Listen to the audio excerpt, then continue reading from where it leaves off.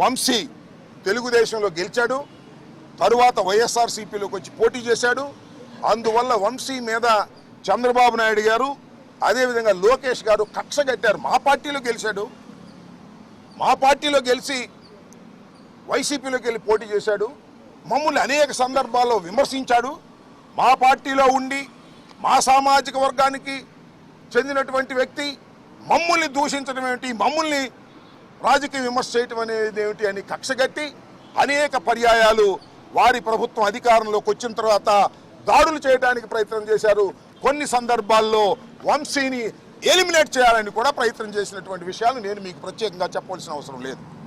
ఎన్నోసార్లు అరెస్ట్ చేయాలని ప్రయత్నం చేసినా న్యాయస్థానానికి వెళ్ళి వంశీ ప్రొటెక్షన్ తెచ్చుకోవడంతో ఇవాళ సడన్గా నిన్న సాయంత్రం మొన్న ఉదయం కేసు రిజిస్టర్ చేసి ఆ కేసుని ఇంకా ఆన్లైన్లో అప్లోడ్ కూడా చేయకోకుండా అరెస్ట్ చేసి తీసుకొచ్చి ఇవాళ కోర్టులో ప్రొడ్యూస్ చేయాలని అనుకున్నారు. రాత్రి లోపల కోర్టులో ప్రొడ్యూస్ చేస్తారు. చట్టం తన పని తాను చేసుకువెళ్తుంది. ఇది అన్యాయం. పోలీసు వారు తెలుగుదేశం పార్టీ వారితో కుమ్మక్కై వంశీని అరెస్ట్ చేశారనే విషయాన్ని డీజీపీ గారికి చెప్పే ప్రయత్నం చేస్తున్నాం. అంతేకాదు, పొద్దు నుంచి ఎవరిని కలవనీలా. వారి సతీమణి వెళ్తుంటే ఆమెను అడ్డగించారు, ఆమెను వెళ్ళనీయలేదు.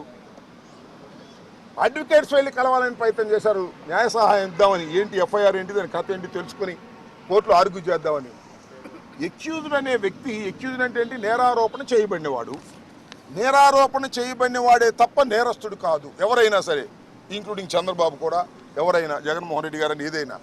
అయితే అలాంటి వ్యక్తిని కలుసుకోవడానికి కూడా మీరు పోలీసులు ఎలవ్ చేయట్లేదంటే ఇది దుర్మార్గం, రాక్షస పాలన. దీన్ని మీరు దృష్టిలో పెట్టుకోవాలని డీజీపీ గారికి మేము ఇవ్వాలని ప్రయత్నం చేశాం, మా ప్రయత్నం చేశాం. అయితే ఇంత దారుణంగా జరుగుతున్న అంశాన్ని మీ ద్వారా ప్రజల దృష్టికి తీసుకొస్తున్నాం. డీజీపీ గారి దృష్టికి కూడా మా కర్మ ఏంటంటే కలవలేదు కాబట్టి మీ ద్వారా ఆయన కూడా డీజీపీ గారిని కూడా చూడమని కూడా మేము కోరుతున్నాం.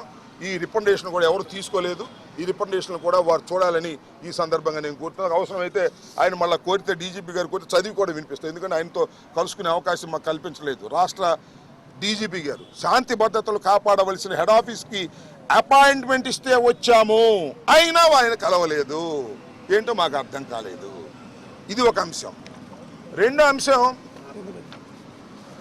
అబ్బాయి చౌదరి గారు బెంగళూరు మాజీ శాసనసభ్యులు, నిన్న మీరు చాలా వీడియోలో చూసి ఉంటారు.